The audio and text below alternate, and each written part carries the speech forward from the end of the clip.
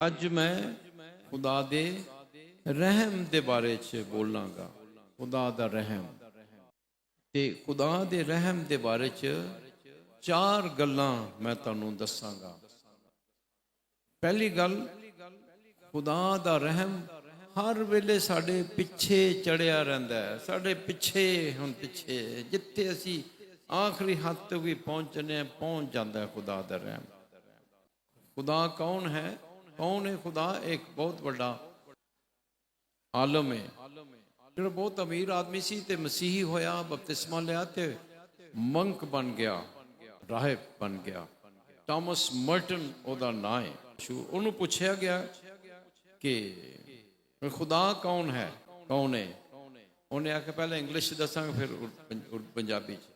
खुदा कौन है? आखन लगा mercy with in mercy, with in mercy, with in mercy. खुदा रहम ते रहम दे अंदर रहम ते रहम दे अंदर रहम ते रहम दे अंदर रहम ही है। ऐ गल जी, ऐ बाइबल है। सो इहदे बारे च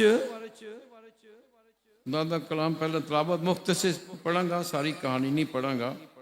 ये सामरी औरत की कहानी केड़ी? हाँ, यूहन्ना चौथा बाब चंद आयता में पढ़ांगा। मैं लिखा कि खुदावंद यीशु यहूदियों को छोड़कर फिर जलील को गया। ये चौथा बाब की तीसरी आयत तो पढ़ रहे हैं। वो यहूदियों को छोड़कर जलील को गया और जरूर था कि वो सामरिया से होकर जाए। तब वो सामरिया के एक शहर तक आया जो सोकार कहलाता है, उस किते के नजदीक जो याकूब ने अपने बेटे यूसुफ को दिया था, और याकूब का चश्मा वहीं था। चुनाचे यीशु सफर से मांदा होकर यूं ही चश्मे पर बैठ गया। ये छठे घंटे के करीब था। तब सामरिया की एक औरत पानी भरने आई। तो पहली बात रहम, सारा रहम ही है। बाइबल की है, मसीहत की है। खुदा दी तलाश इंसान तक, खुदा इंसान दी तलाश करदा है। बाइबल ਇਹਦੇ ਬਾਰੇ ਚ नहीं इंसान ਨੂੰ हीरो नहीं बनाते कि इंसान खुदा तक पहुंच रहा है। दूजे मज़हब इंसान खुदा तक पहुंचने की कोशिश करते, कोई नहीं जे पहुंच सकता। गल सुनो ध्यान नाल, ए मसीहत है, खुश होवो, है बरकत है इस खुदा दे ते साडा जेड़ा खुदा इंसान ही बन गया साडे तक पहुंचने वास्ते, माड़ियां तक, गुनाहगारां तक। वड्डे तो वड्डा गुनाहगार भी उस आखिरी हद तक चला जाता है। सारा खुदा दा आसमान तो जमीन दा सफर, सलीब उठाना, इंसान बनना, कलाम सुनाना, सलीब उठाना, दुख उठाना, मर जाना, आखिरी हद तक चला जाना, ये सब कुछ ओदा रहम आखिरी हद तक। ओदे बाजुआं विच किसी हद च भी कोई इंसान होवे, ओदे बाजुआं चाहते। खुदा दी मुहब्बत तो नस नहीं सकते तुसी, खुदा दे रहम तो नस नहीं सकते। ऐ जे बाइबल दा खुदा। दूजे मज़हब आप ही कोशिश करते हैं खुदा तक, कोई नहीं पहुंच सकता। मसीहत की है, बाइबल की है, खुदा इंसान की तलाश करता, खुदा इंसान तक पहुंचे। इसलिए उन्होंने बाप कहने असी है जे खुदा। ये बहुत बड़ी खुशी की खबर है, यह मसीहत है। सो हुण इस सोच के नाल रहम की गल हो रही है।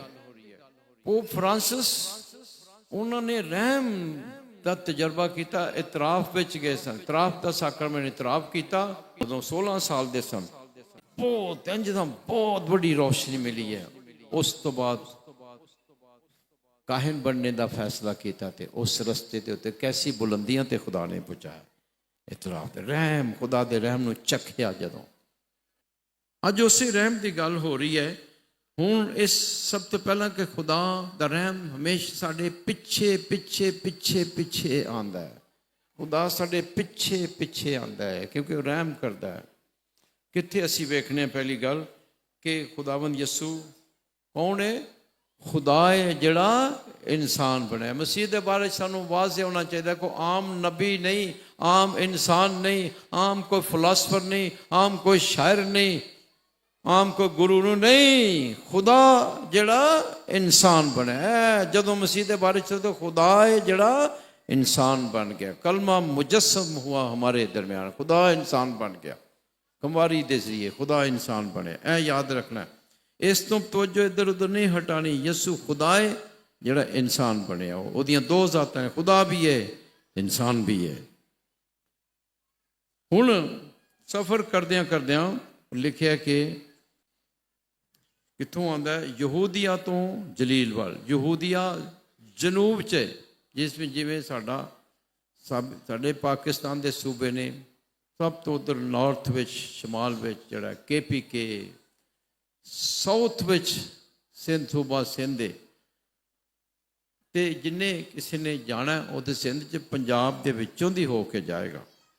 इसे तरह बनी इसराइल दे सूबा जिहड़ा शमाल विच सी जलील दा सूबा सी, ते थल्ले यहूदिया दा सूबा सी, दरम्यान च सामरिया सी। सामरिया दे जिहड़े लोग सन वो मिक्सचर सन। याद रखो वो 10 कबीले जिहड़े 720 मसीह तो 720 साल वो तबाह हो गए सन, वक्खो वक् हो गए सन, खत्म हो गए। ते गैर कौमां ने आके सामरिया अपने घर बना ले, मिक्स मैरिजेज हुई, तो वो खालस यहूदी नहीं सन रहे। इसलिए सामरिया दे नाल लोकां दी यहूदियां दी सख्त नफरत सी, हाथ नहीं सी बनाते किसी को पलीत नापाक। यानी सामरिया ऐसी जगह जिहड़ी बहुत गंदगी दी है। कोई यहूदी तो जाना चाहते सन ते विचों दी नहीं सी बुला के उत्तों दी लंबा सफ़र करके जाते सन, जलील दे अपने घरों नूं जाते सन, क्योंकि सामरिया विचकार उत्तों दी जाते, यानी गुनाहगार सन, नापाक सन। यसु मसीह सीधा जाता सामरिया च, गुनाहगारां तक पहुँचते। जिथे कोई नहीं जाना चाहता, खुदावंद यसु जाता है, नाल उहदे शागिर्द भी ने, गुनाहगार तक पहुँचता है।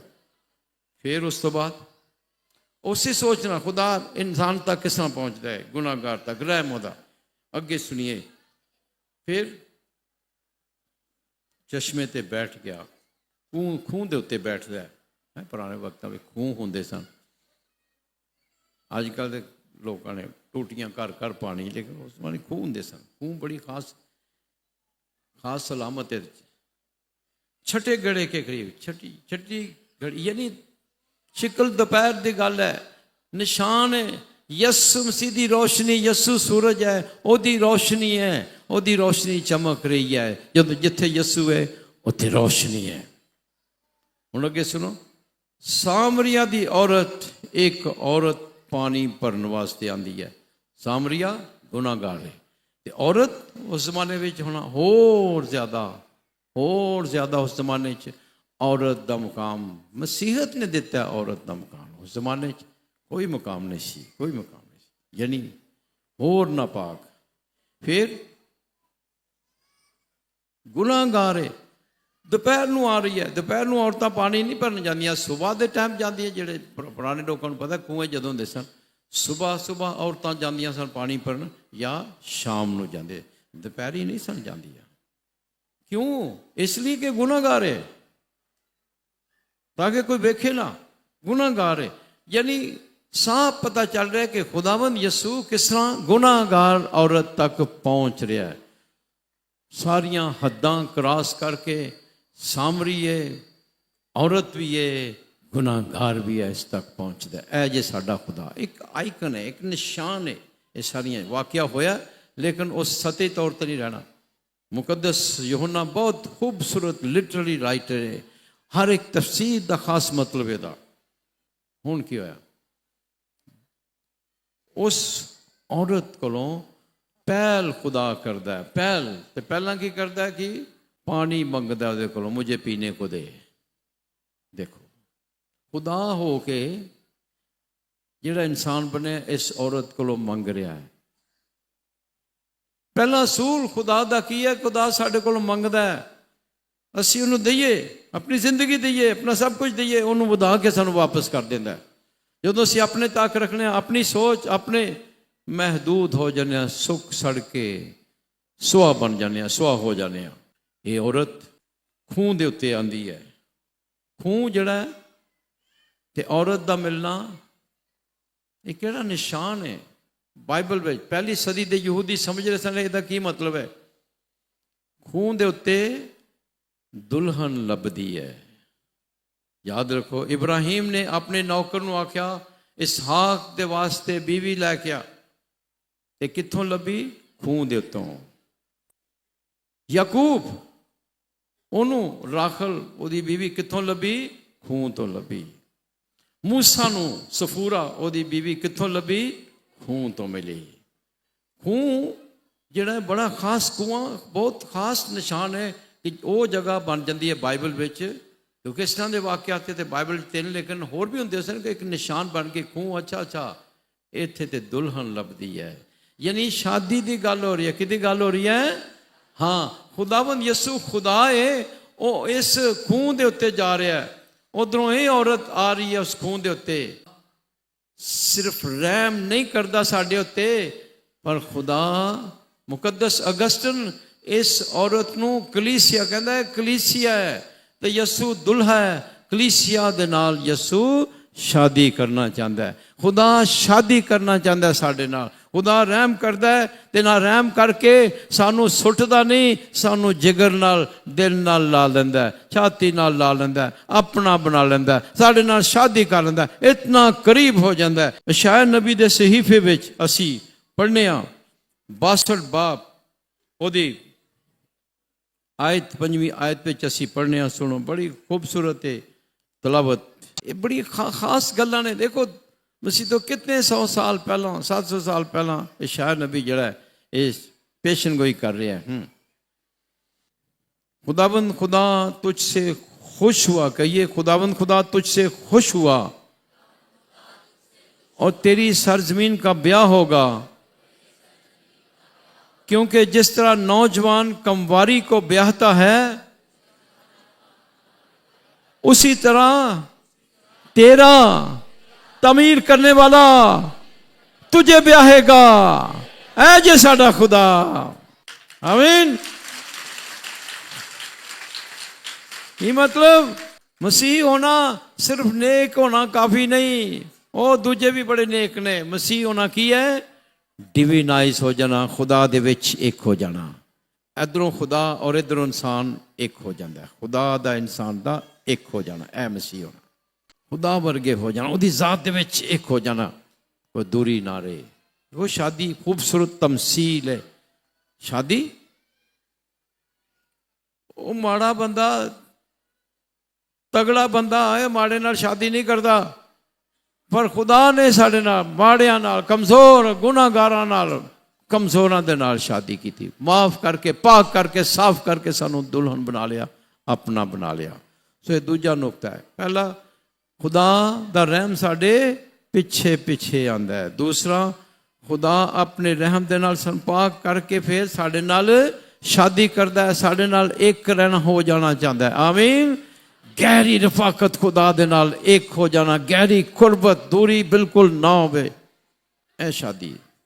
ਤੀਸਰੀ ਗੱਲ, ਜਦੋਂ ਖੁਦਾ ਰਹਿਮ ਕਰਦਾ ਹੈ ਤੇ ਫਿਰ ਕਰਦਾ ਸਾਡੇ ਨਾਲ डिमांड करता है। सिर्फ रहम रहम नहीं, खुदा से रहम रहम रहम करने और रहम दे नाल खुदा डिमांड भी करता असी पाक हो जाइए, उस बदी नूं छड़ना है, तरक करना है। इस औरत ने अपना कड़ा उत्थे ही छड़दा, रोज़ उस कुएं ते आंदी। कुएं दे ते आउण दा मतलब जिस्म दियां ख्वाहिशां ने, जिहड़ियां आरजी चीज़ां, आरजी खुशियां ने, बार बार तरे लगदी सी, बार बार। 4 चीज़ां ने जिन्हां दे लोग, जिन्हां नूं लोकां अपनी प्यास, भुख प्यास दूर करदे ने। एक दौलत, एक ताकत, एक चस्का ते एक मशहूरी, इज्जत, शोहरत। ये खुदा मनने ने। अगर खुदा नूं अपनी जिंदगी तो कट दोगे, ये 4 चीज़ां खुदा बन जांदियां ने। और ये वक्ती तौर पर खुशी, फिर लोग की डिप्रैशन, बार बार एडिक्शन हो जाती है, आदि हो जाते हैं। उस आदत तो इंसान कोई निकल नहीं सकता। ये खून है, 4 खून है ਜਿਹੜੇ ਭਰਦੇ ਹੀ ਨਹੀਂ। खुदा दे नाल जुड़ना है, वो थोड़ी तस्कीन दूर कर। सेंट अगस्टिन फिर कहता है, पीछे पीछे आको, ऐ खुदाबंद तूने हमें अपने लिए बनाया है। कितनी सोहनी गल है। ऐ खुदाबंद तूने हमें अपने लिए बनाए हैं। हमारा दिल उस वक्त तक बेचैन है जब तक तुझ में चैन ना करे। तो एक खून इसे चीज़ नूं जाए, खून जड़ा बार बार उत्थे आंदा है, बार बार उत्थे आंदी है। असीं भी बार बार जड़ा गुनाह करने, एडिक्शन, आदि हो जाने। खुदा सानू उस खूह तो फिर उदों छड़ना है।